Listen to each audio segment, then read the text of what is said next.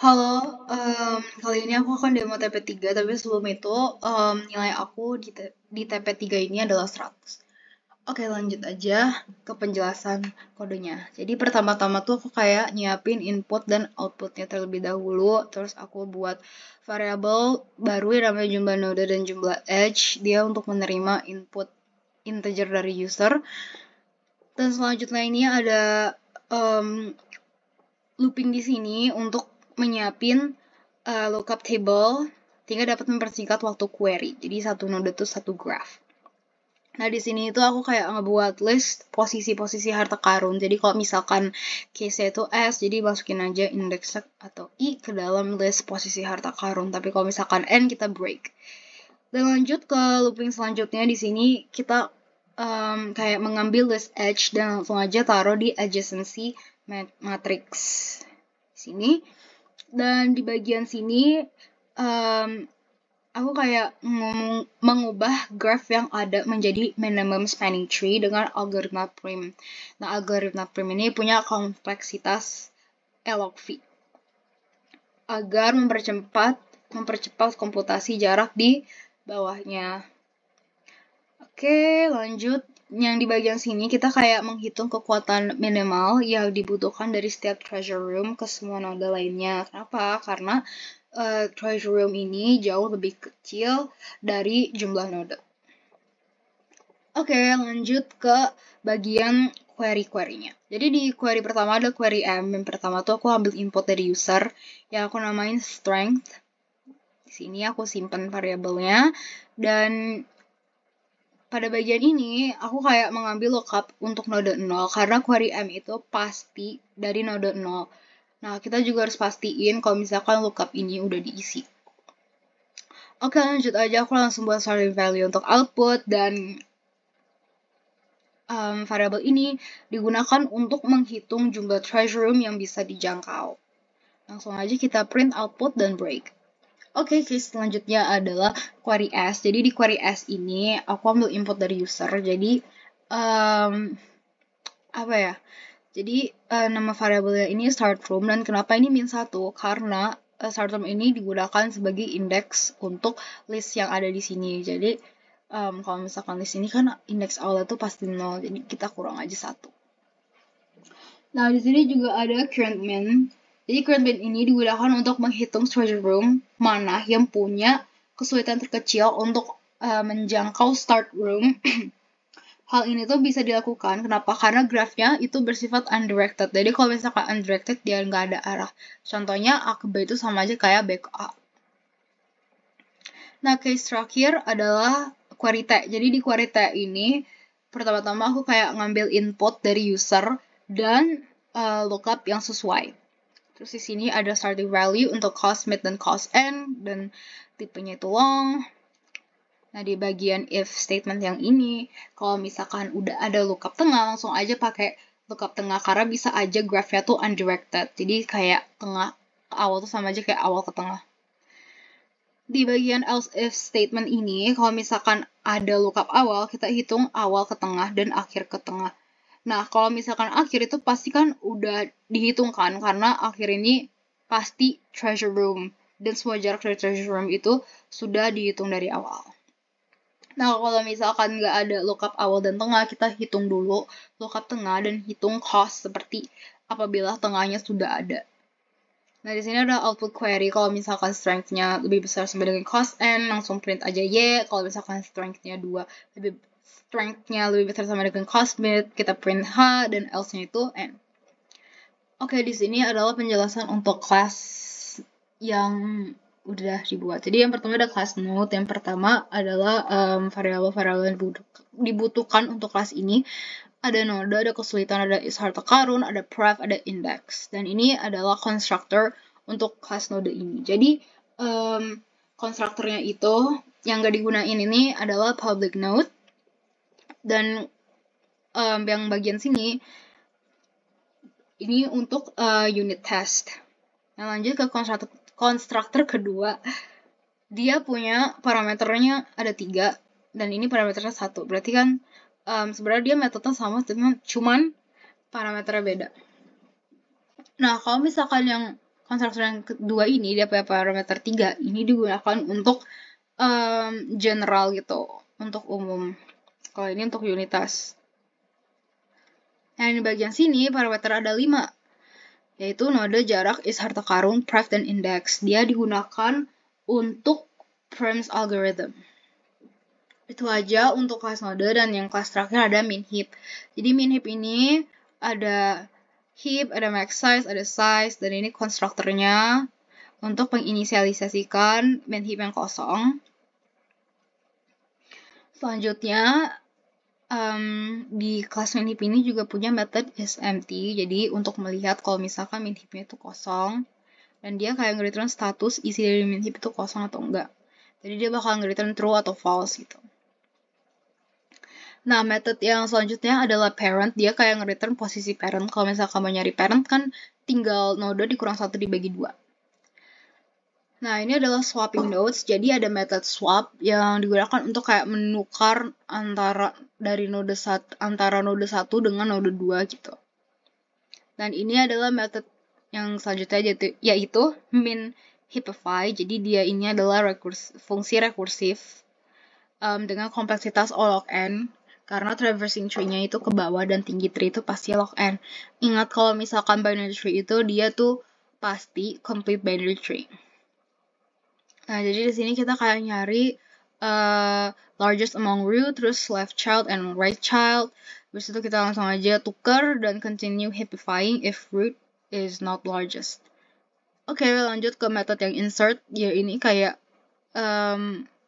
menambahkan new element to min heap. Complexity-nya itu O log n karena traversing-nya ke atas dan tinggi tree itu pasti log n. Seperti yang aku jelasin tadi. Nah, di bagian sini ada penjelasan kalau misalkan traverse up, yaitu traversing tree ke atas, and fixed related property. Nah, ini pasti akan berhenti di 0 karena fungsi parent itu tidak akan mengembalikan nilai kurang dari 0. Oke, method selanjutnya adalah remove an element from min heap. Jadi ini nama metodenya extract min untuk menghapus elemen dari min heap. Oke, jadi sebenarnya ada metode lagi namanya graph. Nah, di sini ada V, ada res klausul yang sama dengan 0, ada min heap, dan lain-lainnya. Di konstruktornya. Nah, di sini ada method yang namanya bottleneck solver. Jadi, ini adalah modifikasi dari Dijkstra yang merupakan algoritma untuk mencari minimum bottleneck path dari suatu node ke semua node. Nah, kompleksitasnya tuh masih sama kayak Dijkstra dengan min heap yaitu E plus V log V. Nah, pertama-tama tuh aku kayak inisiasi hasil, adjacency matrix, dan min heap yang akan digunakan. Nah, ini kalau misalkan source punya memiliki kesulitan 0. Oke, lanjut lagi ke bagian yang while loop. Oke, jadi di while loop sini kita tuh looping sampai min heapnya itu kosong, dan langsung aja kita ambil node dengan kesulitan terkecil dari min heap. Tapi kalau misalkan udah dikunjungi, kita langsung aja skip. Oke. Lanjut, di sini ada for loop lagi. Jadi for loop di sini untuk looping semua node yang bertetangga dengan node yang sedang diproses. Jadi jika kesulitan node yang udah diproses itu lebih besar dari kesulitan node yang bertetangga melewati current node, langsung aja kita update kesulitan node yang udah diproses dengan kesulitan node yang bertetangga melewati current node dan masukkan ke min heap. Jadi kita masukin ke min heap di sini. Terus ada metode lagi yang namanya primMST. Jadi algoritma prim ini digunakan untuk mencari minimum spanning tree dari suatu graph menggunakan min heap. Dia itu punya kompleksitas E log V karena E-nya itu adalah jumlah kali insert dan extract min. Dan setiap insert dan extract min ini butuh kompleksitasnya tuh log V, dengan V-nya itu adalah jumlah vertex. Jadi pertama-tama tuh Sorry kak, itu suara anjing aku. Jadi pertama-tama itu aku inisiasi main heap dan yang visited. Habis itu aku ambil arbitrati node untuk menjadi source yang ada di bagian sini. Terus langsung aja aku membuat temporary adjacency list di bagian sini. Dan untuk while loop yang di sini kita looping sampai main heapnya itu kosong, dan setelah itu kita ambil node dengan kesulitan terkecil dari main heap. Tapi kalau misalkan udah dikunjungi kita ya udah skip aja. Nah di sini adalah kalau misalkan prefnya itu sama dengan min 1 kan berarti source ya. Berarti kita kayak nambahin path terkecil ke adjacency list. Nah, untuk yang for loop ini kita tuh kayak nge-looping untuk semua node yang bertetangga dengan node yang yang sedang diproses. Nah, kalau misalkan si edge yang sedang diproses ini lebih kecil dari edge yang udah ada di adjacency list, langsung aja masukin ke min heap. Nah, di sini for loop digunakan untuk menghapus node dengan kesulitan yang tak terhingga gitu. Dan kita kayak nge-replace the original adjacency list dengan yang temporary adjacency. Kayaknya segitu aja untuk demonya. Langsung aja ke pertanyaan. Jadi pertanyaan yang pertama, ADT apa saja yang digunakan di TP3 ini dan alasannya. Jadi di TP3 ini aku pakai array list. Alasannya untuk merepresentasi graph dengan menggunakan representasi adjacency list. Jadi bisa ada penambahan dan penghapusan elemen dengan mudah dan dapat disesuaikan ukurannya secara dinamis. Terus ada juga list yaitu untuk merepresentasikan adjacency list, dan kita tuh menggunakan ini ya untuk fleksibilitas dalam implementasi aja sih. Terus habis itu ada array. Array ini untuk merepresentasikan array dari objek graph yang menyimpan informasi mengenai setiap simpul yang ada di graph. Nah, lanjut ada min heap. Jadi min heap ini digunakan untuk implementasi antrian prioritas pada algoritma Dijkstra. Dan heap ini tuh kasih akses yang cepat ke elemen dengan nilai terendah yang diperlukan dalam proses ekstraksi elemen dengan nilai kesulitan terkecil pada tiap langkah algoritma. Dan terakhir adalah node yang digunakan untuk merepresentasikan simpul dalam graph. Oke, lanjut ke nomor 2, berapa kompleksitas waktu tiap query yang diimplementasikan. Jadi untuk query M, itu total kompleksitasnya itu OV tambah E plus, pokoknya V plus E plus K.